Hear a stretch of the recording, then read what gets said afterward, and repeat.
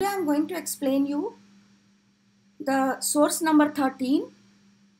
It's on page number 70 of your book, source based question of third chapter, Kingship, Caste and Class, Early Societies, the Wealthy Shudras. Here, this is a story based on a Buddhist text in Pali known as Manji Nikaya, a part of dialogue between a king named Avantiputta and disciple of Buddha named Kanchana. Avantiputta is asking Kanchana if there is wealth with the Shudras, because the whole society was divided into 4 Varnas: Brahmins, Kshatriya, Vaishya and Shudras.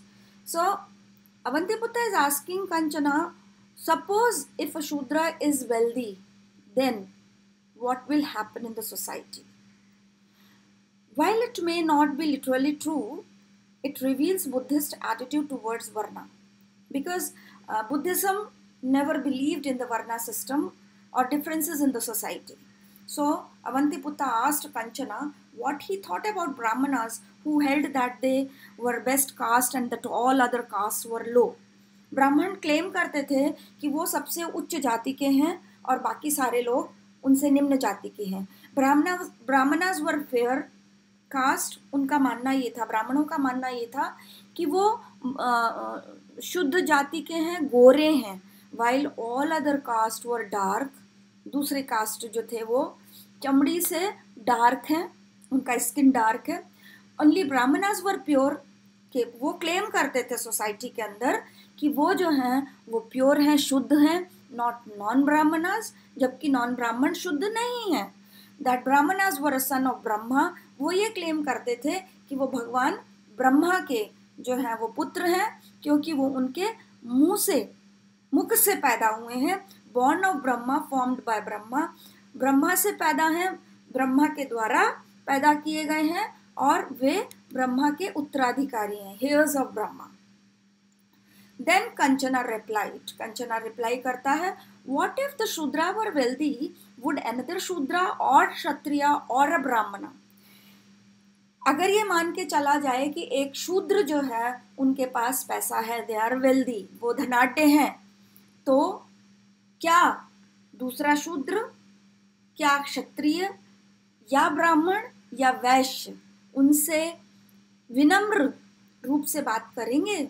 Speak politely to him.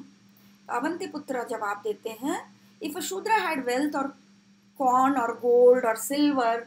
अगर एक शूद्र के पास में धन, अनाज, स्वर्ण, सोना या फिर चांदी, इस तरह की चीजें हों, would have his obedient servant another Shudra. एक दूसरा शूद्र उसका एक ओबीडिएंट सर्वेंट होगा. वो उससे पहले to get up early then ही, वो उससे पहले वेल्दी शूद्र से पहले उठ जाएगा, सोकर उठ जाएगा. To go to rest later. और जब अपने मालिक को सुला देगा जो, तब उसके बाद वो रेस्ट करने जाएगा. To carry out his orders, to speak politely.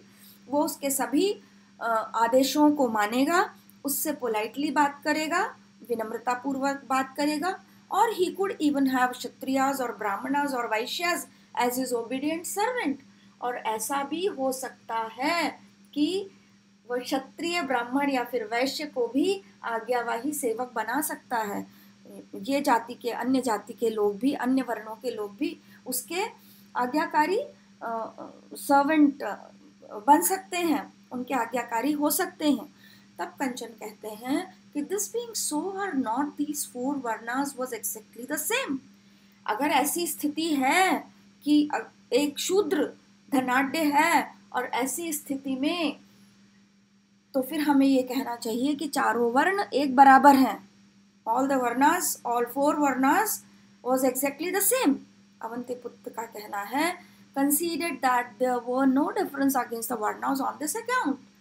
तब फिर तो ऐसी स्थिति में यह स्वीकार किया जा सकता है, इस आधार पर यह स्वीकार किया जाता है कि चारों वर्णों में किसी भी प्रकार का भेद नहीं है. ठीक है, इसका मतलब यह सिद्ध हो गया कि समाज के अंदर धन के नाम पर किसी तरह का सोशल डिफरेंस हो सकता है. This story was based on which text?